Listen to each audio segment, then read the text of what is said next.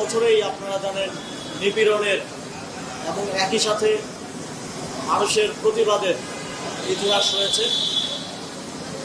সেই ইতিহাসগুলোকে আবার নতুন করে মানুষের সামনে তুলে ধরা।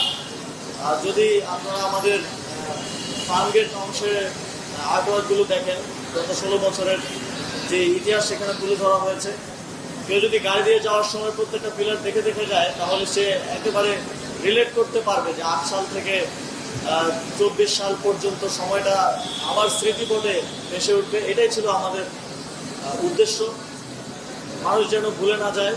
এবং সেই জায়গা থেকে এটা একটা দায়বদ্ধতার জায়গাও, যারা দায়িত্বশীল আছেন তারাও যেন এবং আমরাও যেন এই বিচারগুলো নিশ্চিত করতে পারি, এবং এরপরেও যারা আসবেন তারাও যেন এই বিচারগুলো নিশ্চিত করার তাগিদ অনুভব করেন। সেই জায়গা থেকে আমাদের এই কার্যক্রম